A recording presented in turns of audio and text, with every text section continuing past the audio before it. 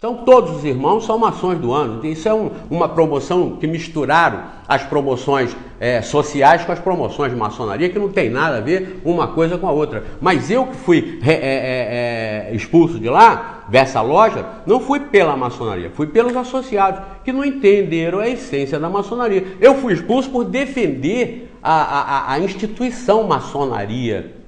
Não é o caso do Arruda, que aí a pergunta, por que você omitiu? Eu vou mostrar aqui o Arruda com o Mozarildo, que é governador de Roraima, se não me falha a memória.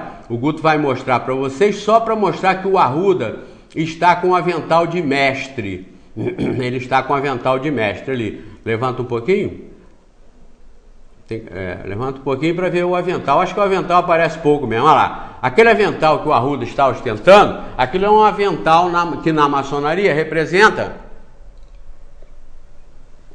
o trabalhador graduado. Já o homem maçom na plenitude dos seus direitos maçônicos, que é o grau 3 do ritual escocês antigo e aceito. Grande Oriente do Brasil. Arrudas, Grande Oriente do Brasil, porque tem várias organizações, administrações maçônicas, como Grande Loja. A maçonaria é uma só, mas administrativamente tem várias ramificações de organização por alguns setores, alguns motivos, etc. Mas são coisas administrativas, não interferem na essência da maçonaria. Então, esse Arruda aqui, que está sendo expulso, ele não está sendo expulso eu não fui expulso pelas mesmas razões. O motivo dele é moral. E eu não toquei no assunto porque eu não sabia. Eu, quando soube, é claro que eu não ia omitir isso. Esse é o primeiro programa que eu estou fazendo, não o segundo. Mas no anterior eu anunciei a questão que me foi apresentada. Certamente por um maçom que me pediu, por questões óbvias, para não ser identificado.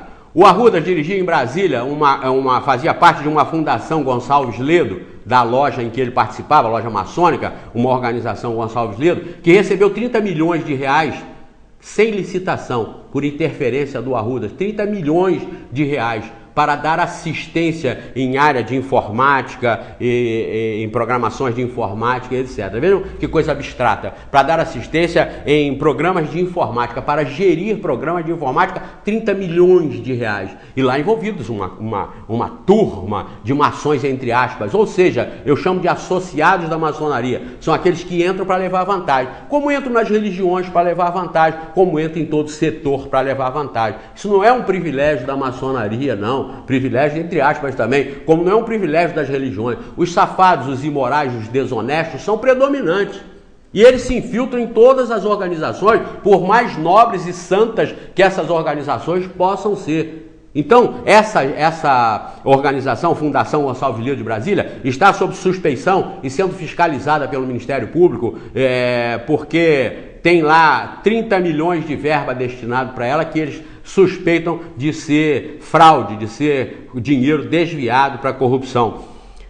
E uma parte que saiu na revista Época, uma entrevista com um deputado chamado Walter Fachetti. Walter Fachetti é um deputado federal da maçonaria de Colatina, Espírito Santo. Deputado no âmbito maçônico, porque a maçonaria tem 3 poderes: legislativo, executivo e judiciário. Então, esse Walter Fachetti é um deputado federal maçônico de Colatina. E ele disse o seguinte, quando lhe foi perguntado: o senhor acredita que ele vai voltar para a maçonaria? Que aqui ele ainda não tinha sido expulso. Agora eu soube que já foi expulso. Mas veja bem, quando ele entrou para a maçonaria, em 2001 ele tinha entregue o mandato dele de senador. Ele renunciou ao mandato para não ser cassado com Antônio Carlos Magalhães, outro senador. Ele renunciou porque ele adulterou o sigilo do painel eletrônico numa votação que lhe interessava. Então ele já era comprometido, ele já é reincidente em imoralidade explícita. Hoje ele está preso. Hoje é dia 13 de fevereiro, ele hoje está preso, está lá tá enquadrado lá em Brasília, que é um exemplo. Ou a justiça se faz valer, ou os homens de bem assumem, ou então nós estamos perdidos. Isso está tudo corrompido. Kardec perguntou aos espíritos, por que o mal predomina? E os espíritos responderam, porque os bons são frouxos, os bons são tímidos, são acanhados, e os maus são ousados, os corruptos são ousados. Então, hoje o Arruda está preso. Justiça está demonstrando para a sociedade que cuidado, porque se for cumprida a lei, não vale a pena ser corrupto. Se for cumprida a lei, não vale a pena ser desonesto, não vale a pena ser assassino, não vale a pena ser vigarista, se for cumprida a lei. Mas é a impunidade que garante a imoralidade. E as religiões, as religiões, elas apacentam isso tudo, elas apaziguam tudo isso quando elas mostram Jesus como Salvador. É o caso do pastor de 50 mortes nas costas. Matou 50 e é pastor ungido e todo mundo está lá aplaudindo e considerando ele um homem salvo. Olha que exemplo imoral. Olha que exemplo, olha que com cumplicidade da religião com a imoralidade. Mas voltando aqui à pergunta que a revista Época fez, se ele voltaria, o deputado disse o seguinte: ele afirma não acreditar, o deputado, na volta de Arruda à maçonaria, mas não duvida que isso aconteça. Abre aspas para a resposta do Walter Facchetti, que está lá na revista Época. É possível que ele peça para voltar e um monte de bandidos aprove a volta dele. Infelizmente, a ordem maçônica tem pecado muito. Fecha aspas. Estão vendo?